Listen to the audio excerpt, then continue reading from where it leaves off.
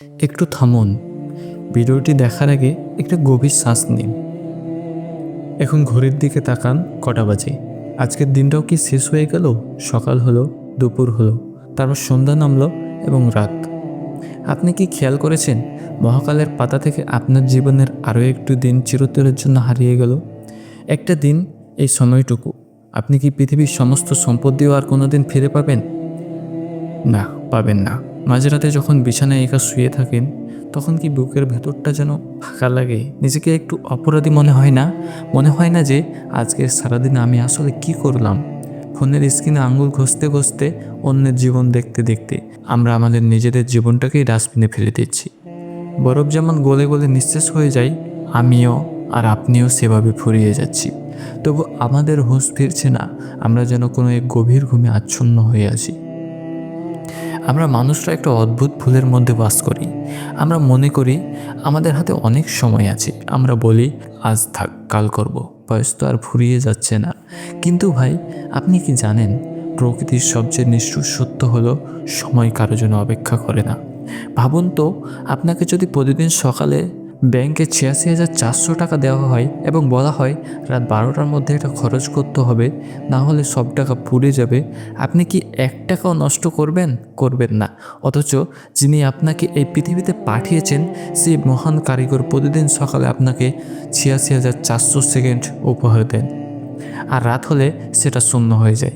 আমরা টাকার হিসাব রাখি, কিন্তু জীবনের এই মূল্যবান সেকেন্ডগুলোর হিসাব রাখি না। আপনি যে আগামীকালের ভরসায় আজকের সময় নষ্ট করছেন, সেই আগামীকাল আপনার জীবনে নাও আসতে পারে। কত মানুষ গতকাল রাতে ঘুমানোর আগে অ্যালার্ম দিয়ে রেখেছিল সকালে উঠবে বলে, কিন্তু তাদের আর সকাল হয়নি। তাদের নাম এখন মানুষের তালিকা থেকে কেটে অতীতের তালিকায় তোলা হয়েছে। এই যে আলসেমি, এই যে অবহেলা, এটা আসলে আপনাকে তিলে তিলে শেষ করে দিচ্ছে। একটু চোখটা বন্ধ করুন তো, প্লিজ বন্ধ করুন। কল্পনা করুন আজই আপনার জীবনের শেষ দিন, জীবনের নাটকের শেষ দৃশ্য। পরিচালক বলছেন কাট, খেলা শেষ। আপনার নিঃশ্বাস ভারী হয়ে আসছে, চোখের সামনের সব আলো নিভে যাচ্ছে। এখন ঠিক এই মুহূর্তে আপনার কেমন লাগবে? আপনার কি তখন মনে হবে, ইস, যদি আরেকটু সময় ফেসবুকে থাকতে পারতাম? নাকি মনে হবে, কেন আমি আমার সময়গুলো নষ্ট করলাম? কেন আমি ভালো কিছু করলাম না? সেদিন আপনার টাকা, আপনার ক্যারিয়ার, আপনার ফলোয়ার্স কিছুই আপনার কাজে আসবে না। সেদিন শুধু আপনার ভেতরে মানুষটা একা দাঁড়িয়ে থাকবে।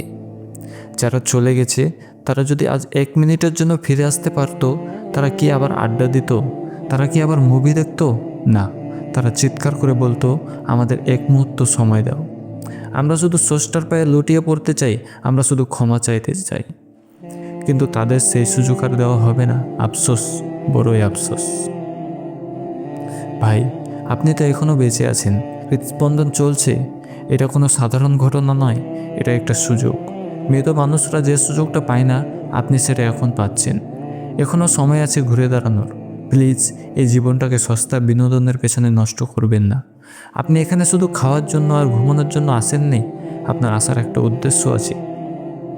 ফোনটা একটু দূরে রাখুন, একটু শান্ত হয়ে বসুন। যিনি আপনাকে এই সুন্দর জীবন দিয়েছেন, সেই মালিকের সাথে একটু কথা বলুন। তাকে বলুন, মালিক, আমি পথ হারিয়ে ফেলেছি, আমি আমার সময়ের কদর করিনি, তুমি আমাকে পথ দেখাও, আমার মনে শান্তি দাও। বিশ্বাস করুন, যখন আপনি পৃথিবীর সব কোলাহল থেকে নিজেকে বিচ্ছিন্ন করে সেই পরম শক্তির কাছে নিজেকে সঁপে দিবেন, তখন আপনি এমন এক প্রশান্তি অনুভব করবেন যা পৃথিবীর কোনো নেশা বা বিনোদন দিতে পারে না। জীবন খুব ছোট ভাই, চোখের পলকে শেষ হয়ে যাবে। এমনভাবে বাঁচুন যেন চলে যাওয়ার সময় আপনার চোখে ভয় না থাকে, থাকে প্রশান্তি। যেন আপনি হাসি মুখে বিদায় নিতে পারেন। আজ থেকেই শুরু হোক নতুন পথ চলা। অতীত নিয়ে ভেবে লাভ নেই, ভবিষ্যৎ অনিশ্চিত। আপনার হাতে শুধু বর্তমান আছে, এটাকে কাজে লাগান। ভালো থাকবেন আর নিজের মহামূল্যবান জীবনের যত্ন দেবেন। শুভকামনা রইল।